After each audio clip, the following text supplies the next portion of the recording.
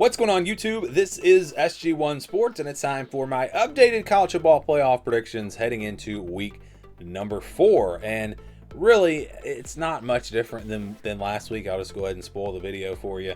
If you watched it last week, not a whole lot of changes. There are, a few changes here and there, but I do feel like we didn't see anything last week that totally changed the playoff picture.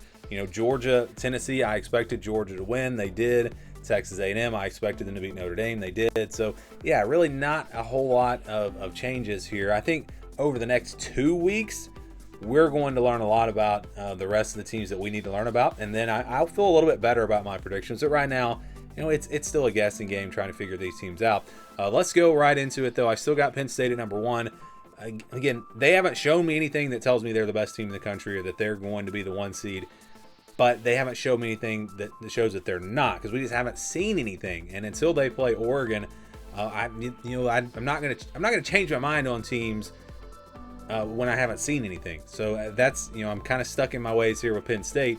But they're going to show me one way or another here, and not this week, but next week when they play Oregon. So I can't wait to see that game, and then we'll get a better idea of just how good Penn State is, and see if the preseason expectations were accurate.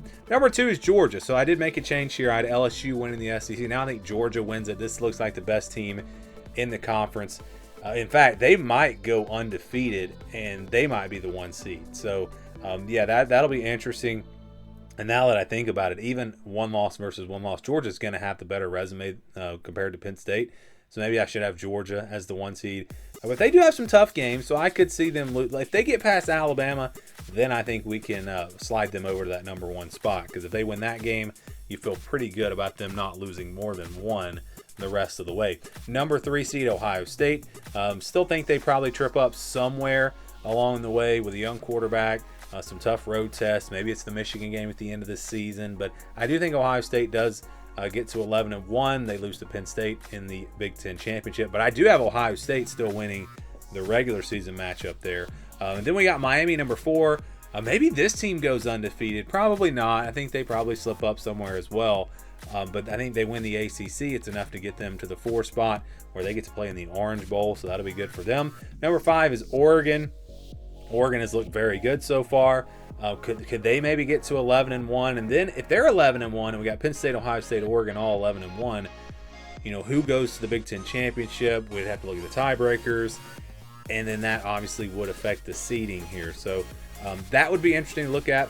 We will see, again, Penn State, Oregon after that game, after week 5. I think it becomes a lot more clear. The Big 12 will be more clear by then, and then I think we'll feel a little bit better. But right now, again, it's still a guessing game with a lot of these teams. Number 6, I've got LSU.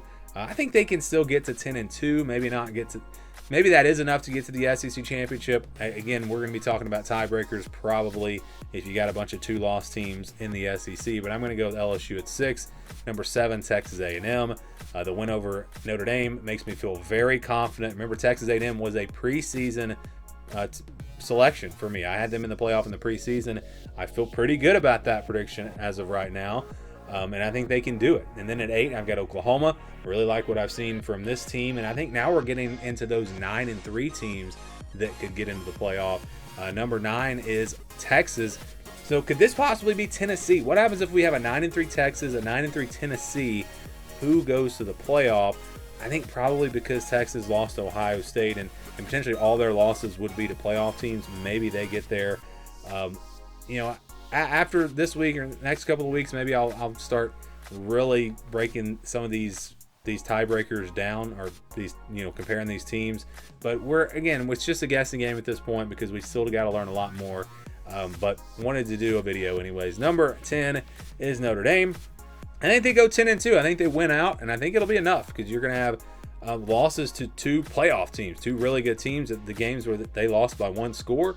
And if they win the rest of their games and they do it convincingly against some of those teams that aren't as good, then yeah, I think Notre Dame's going to be there. USC is probably their only game that will be a good quality win, and that could be an elimination game. Winner of that game could go to the playoff, loser maybe out. That actually could be a really, really big game later in the year. I'm sticking with Arizona State for now. just because I haven't seen a Big 12 team that makes me think, oh yeah, this is the team that's going to win this conference. So it's kind of like the Penn State deal.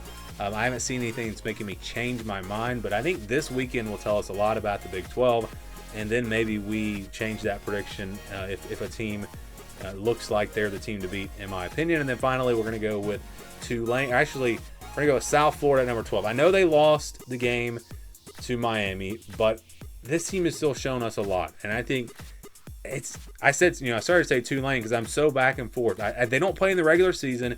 I believe they're going to meet in the American Championship, and I think the winner of that game will go to the playoff. And we talked about this last week a little bit. There is a scenario where both of those teams could make the playoff. What if we have, let's say Tulane beats Ole Miss, and they go 12-0, and then they lose to South Florida in the American Championship. South Florida only had that one loss to Miami. Who gets in an 11-1, or I should say a 12-1 Tulane with a win over Ole Miss, or a 10-2 Notre Dame? I mean, that's a real conversation. So I think it's going to be really interesting if Tulane beats Ole Miss this weekend. Of course, if they wind up winning the American, it's not going to matter because they'll be the team. But there are some really fun scenarios that could play out, and I can't wait to see how they do play out. I think that is one that has really been on my mind. Ever since Miami beat Florida, I've been thinking, what if could we see a scenario where both Tulane and South Florida get in? And I think it's pretty clear that scenario that at least would make it a conversation. But Tulane's going to have to beat Ole Miss. And so we'll quickly go through these games again. Really didn't put a lot of thought into these. Actually, I think I just went with chalk. I think Oklahoma, I think they're a better team than Texas. I think they're going to beat them twice if this plays out this way. Oregon at home, it's tough to pick against them. They've looked really good. I think they win this one. Texas A&M and Notre Dame in a rematch. I'm going to go with the Aggies again. Home field advantage, I think, just going to be too much of an impact in this one. LSU, Arizona State.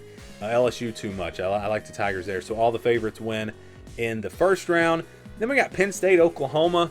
Again, I'm waiting to see Penn State and how good they are, because I think Oklahoma has proven they are a really good team and they could possibly even win this game. So that's one I'm definitely waiting to see from Penn State. But as of now, we're going to stick with the Nittany Lions. Oregon, Miami, that would be a great matchup. Mario Cristobal playing his old team. This Miami team's for real, though. I think they get it done. I think they win this game. Then you got Georgia, Texas A&M, possibly a rematch of the SEC Championship. Georgia, I think they continue to get better as the season goes along, and this is a team that's going to be very good at the end. Then you got Ohio State versus LSU. This should be a great game. I think Julian Sayin, another, just talking about getting better, I think he gets better as the season goes along, and he is ready for this moment. The defense, two great defenses going at it here, but I'm going to go with the Buckeyes. So then we got Penn State versus Miami. Great matchup. I think Miami's looked like the best team in the country so far this season, but there's still a lot of potential at Penn State. Like I said, we're waiting to see how that plays out, but I'm going to go Nittany Lions. Then we got Georgia versus Ohio State. Not going to pick against Kirby Smart, and this one going to go Georgia. And then that gives us Penn State, Georgia in the national championship. And I'm going to stick with my preseason prediction. Again, until I see something that makes me definitely think another team is the team that's going to win it all, I'm going to stick with my preseason prediction. But that absolutely could change once we see Penn State play Oregon. And that game is going to really tell us a lot. That game is going to potentially impact a lot of my predictions. So that is a huge game coming up. Not this week, but next week, in what is going to be a loaded week of college football. But some big games this weekend. Enjoy them. We got Rutgers versus Iowa tonight. That should be a fun one. And some other big games, especially a lot of Big 12 teams in action in big games coming up tomorrow. But give me your thoughts on my playoff predictions, and give me your playoff predictions down in the comments below.